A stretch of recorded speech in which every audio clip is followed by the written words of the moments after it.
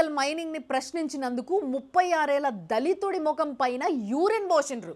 తల్లి అడ్డం వస్తే జుట్టు పట్టుకొని కొట్టుకుంటూ గుంజేసిండ్రు. ఇది జరిగింది మధ్యప్రదేశ్ కట్నీలో. ఆయన పేరు రాజ్ కుమార్ చౌదరి. అదే మధ్యప్రదేశ్ బిండ్ లో ఓనర్లకు పద్ధతి పాడు లేదు అని చెప్పేసి ఒక దళిత డ్రైవరు వాళ్ళ దగ్గర కొలువు బంద్ చేసినందుకు ఆయనని గొలుసులతోని కట్టేసి కొట్టి మందు తాగిచ్చి యూరిన్ కూడా తాగించి నానా హింస పెట్టిర్రు. నెక్స్ట్ ఇది ఒడిశాల బాలు నాయక్ బబుల్ నాయక్ అనే ఇద్దరు దళితులు వాళ్ళకి కట్నం కింద వచ్చిన ఒక ఆవు 2 దూడల్ని పట్టుకొని పోతుంటే మీరు ఇల్లీగల్ గా ట్రాన్స్పోర్ట్ చేస్తున్నారు ఈ ఆవుల్ని దూడల్ని అని చెప్పేసి వాళ్ళని పట్టుకొని వాళ్ళ ఫోన్లు పైసలు అన్ని వాళ్ళ దగ్గర నుంచి గుంజుకొని అరగుండు కొట్టించి వాళ్ళని కింద పడేసి మొత్తం 2 కిలోమీటర్లు దేకిపిచ్చి గడ్డి తినిపించి డ్రైనేజ్ నీళ్లు తాగిపించారు అక్కడి లోకలైట్స్. ఇంకొకటి యూపీ లక్నోలో 80 ఏళ్ల దళితుడు ఒక కుండలో ఉన్న నీళ్లు పడిపోతే నువ్వు యూరిన్ పోసినావు గుళ్ళ అని చెప్పేసి ఆయనతోని గుడి మొత్తం నీళ్లు పట్టించి కడిగిపిచ్చి కింద పడేసి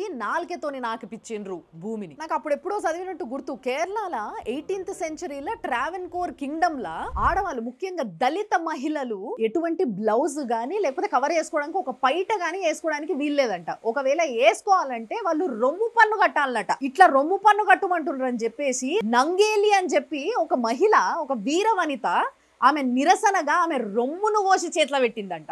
రాను రాను ఇలాంటి దరిద్రాలు తగ్గుతున్నాయి, లోకం మారింది, దళితులని మామూలుగానే చూస్తున్నారు అని అనుకుంటుంటే ఇలాంటివి ఎన్నో చూస్తున్నాం ఇప్పటికీ కూడా.